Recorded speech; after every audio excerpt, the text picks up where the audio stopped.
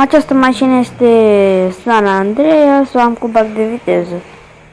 De asta este direct bușită. Tocmai ce am făcut un video pe YouTube, doar că m-a sunat cineva și mi s-a întrerupt înregistrarea. Și o să facem din nou acel video. Ok. O să dau o talpă de aia. Hai de țâr! Hai, dă-i țâr! Dă-i țâr! Dacă vă uitați la Mădălin pe YouTube, să băgați și codul lui pe Brawl Stars. Mădălin, dacă vezi acest video, să-mi dai un comentariu.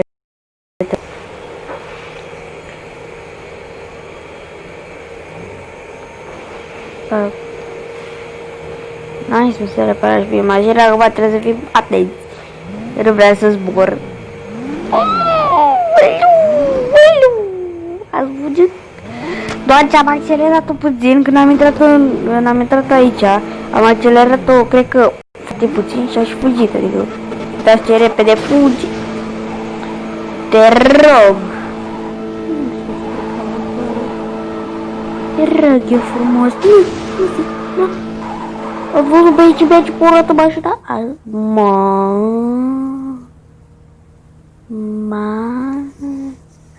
Dacă mai ajungeam și în parcare acolo, era wow.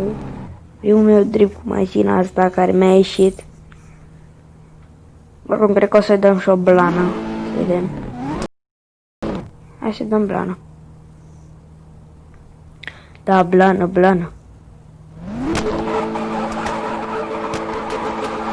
Dă-i pătăp! O să moară mașina. Dacă tot cu mine. Nu voi vede să mă ajung sub hartă. Am ajuns sub hartă. Te rog să nu mai ajung înapoi pe... Ok, am ajuns înapoi pe pământ. Am zburat de pe planeta Pământ. Am dat aici. Așa. Up.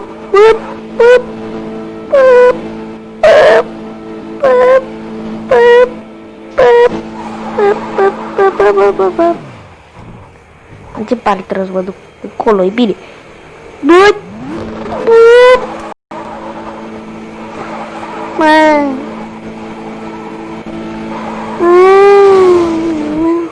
Nu bine că mă duc, da.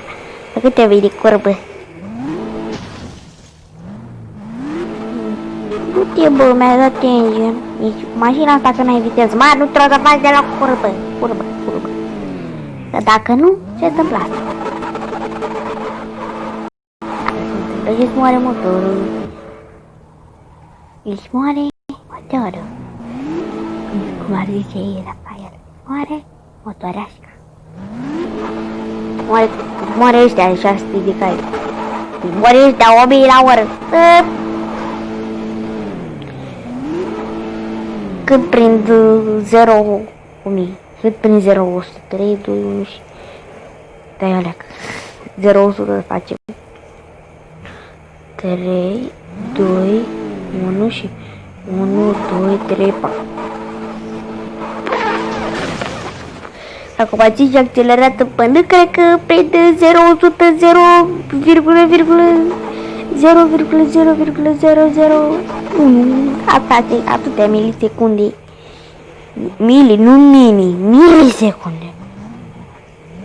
Mă duc să repar mașina asta, că am făcut-o muci.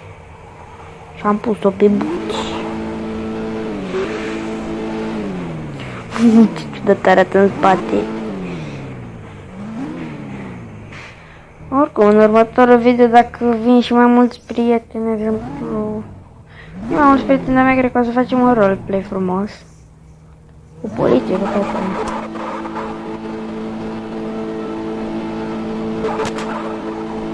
Mamma mia, pizzeria, pizzeria. Mamma mia, pizzeria. Următorul video, cred că o să facem roleplay sau o să facem Call of Duty. Primul meu video am încercat să jucăm Call of Duty, trebuia să dau update și era o grămadă așa că am jucat alt joc. Și trebuia să ne jucăm neapărat la după video, doar că am level 45 și cred că o să vă plictisesc să vedeți cum joc eu cu level 45. Pentru că vreau să o iau de la început, doar că nu pot eu. Dacă o iau de la început, nu mai am contul meu cu level 45, așa că mai bine mă joc contul meu cu level 45. 44, nu știu. Care îl faci foarte greu levelul. Ca să am și o Battle Royale direct de blocat. Dacă Battle Royale de blocat la level 3 sau 4. Dacă aveți și voi ăla, vă da, dacă aveți și voi Call of Duty, vă dați cea de prieteni și vă lebim acolo pe Call of Duty. Mai întâlnim, mai jucăm un match. Cel mai bun match de făcut rank și alea este rank match sau Battle Royale. Battle Royale ar fi cel mai recomandat de developeri. Bine, acum nu știu dacă chiar e recomandat de developeri, dar mie îmi place cel mai mult Battle Royale. Adică dacă vreți să ne jucăm ori Battle Royale, și dacă nu vreți să ne jucăm Battle Royale, jucăm doar maxim 2-3 meciuri de rank sau multiplayer și după aia ne jucăm Battle Royale. Mie nu-mi place alea. Rank-ul mai place așa un pic, dar nici ăla nu-mi place. Acum ne jucăm și noi așa în timp ce vorbim, știi că video trebuie să te joci să vorbești, asta e video. Mamăi, ai zbura la Nizo. Nimic că nu mi-a murit motorul. A, câte bușituri am. Trebuia să trag din urmă. Dă seama, cât face 0-100 dacă accelerăm? Bă, ăștia eu timp până și mi-acceleram așa. Trebuie să scadă din 0-100.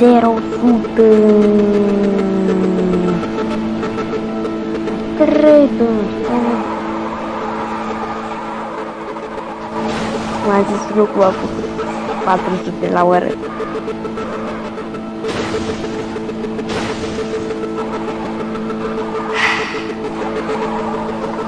E mașina asta o bag de electric, cea mai rapidă mașină care poate să bag de jumătate. Adică doar așa faceți. Ajungeți pe Marte. Nu vorbesc serios, chiar că pe Marte ați văzut voi prin bloc. Prin bloc. Prin el, nu. Nu greșesc, prin bloc. Am trecut. Bine. Nu, mi se dărâmă mașina, nu. Uite, nu.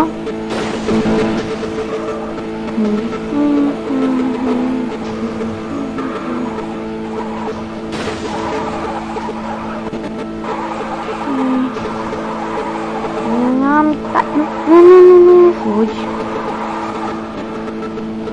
Îmi scrie și de urmă în comentarii dacă vreți să vă dau ceva în și îmi dați mașini de drift, vă dau mașini din toate tipurile mele. Orice mașină vreți voi. Mai cu singură condiție în afară de mașina asta, că asta e mașina de suverie. Eu un an de San Andreas și tocmai ieri am primit-o. Așa că nu. Nu vedea pe asta. O să vedem într-un giveaway. Într-un giveaway. Vă dau. I-am trecut și prin blog.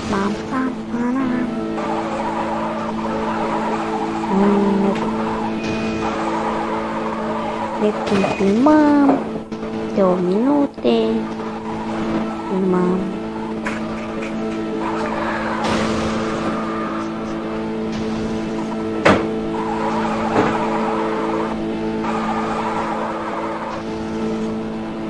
Bun, și cam atât cu acest video. Dacă v-a plăcut, nu uitați să dați like.